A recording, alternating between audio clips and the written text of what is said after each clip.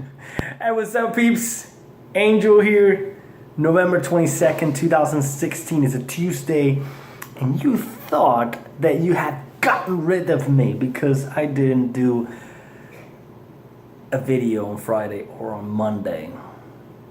Sorry, but you haven't. Ha! This is the 98th episode, mini. 98th, girl. Wow, wow, wow, wow, wow. That counts 98. Yes. And I did it actually on purpose. Yesterday, I actually got home and I was completely, really tired from all the weekend and all that kind of stuff. And well, my wife had to go and get some groceries yesterday, and I just stayed with the kids till a little bit late. But because of that, it kind of just moved it because I made it on purpose so that way 100th episode will be in Thanksgiving. Which will be 2 days from now. So, but let's recap. Friday, I kind of talk a little bit about yesterday, but Friday, I was able to go with my wife and the little guy and go watch a movie called Fantastic Beasts, which is from the Harry Potter world. And I can tell you, if you guys have not seen it and you really like fantasy or Harry Potter, go see it. To tell you the truth, I actually enjoy the movie so much then I can actually tell you I actually like the movie more than a few movies from the Harry Potter world. Seriously. I mean, you know, Potter kind of like started to get dark after the Goblet of Fire. This is not really dark. This is kind of like you can take your entire family. So it's kind of like between a combination of the first and the middle of the fourth movie.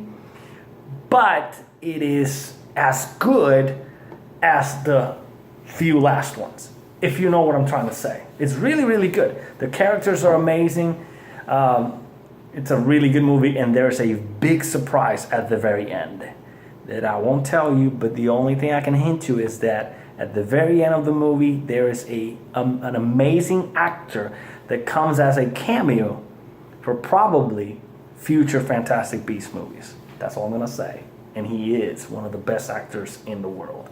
No more to say. Let's keep rolling. After that, you know, we actually had lunch in Outback, which was kind of cool, just to, you know, have lunch together. And then got the kids, have some fun.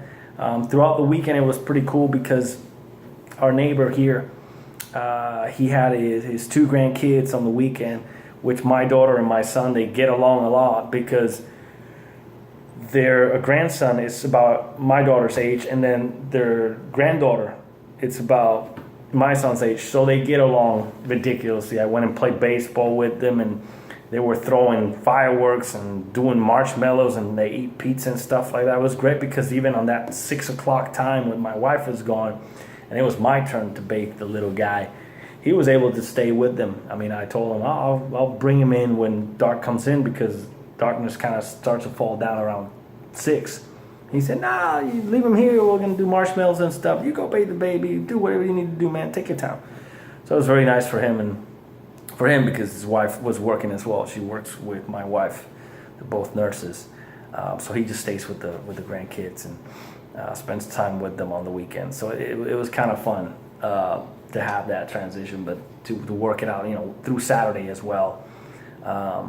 That was pretty epic. But Sunday church was really good, and me and the kids, we had a fantastic weekend because it was Survivor Series weekend.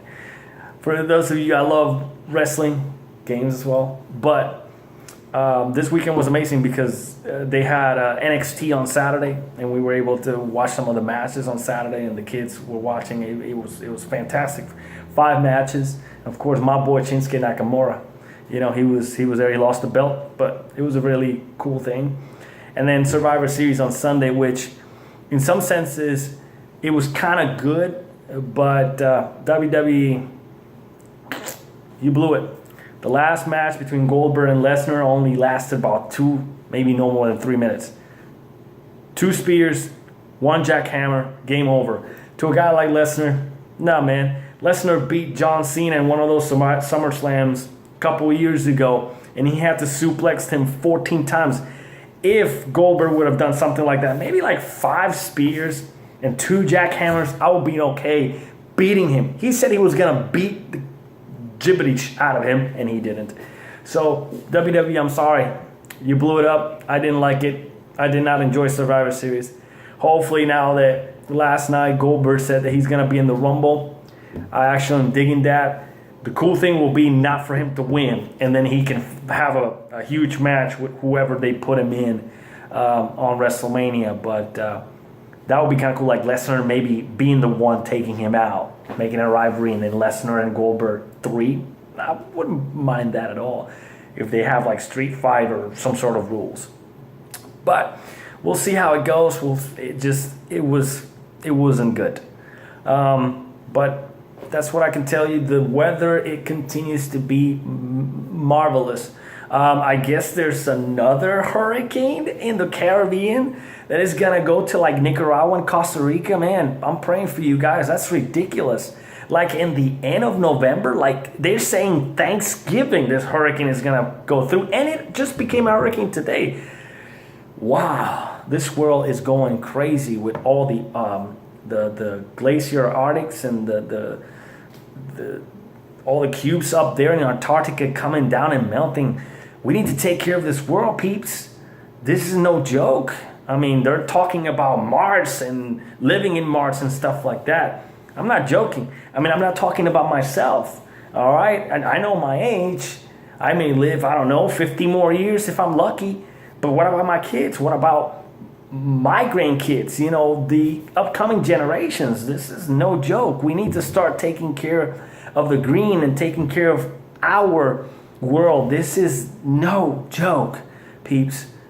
I just hope that things start to evolve and we start to get things going, you know, at least with the pollution and the gas that the car brings up, you know, for oxygen and stuff.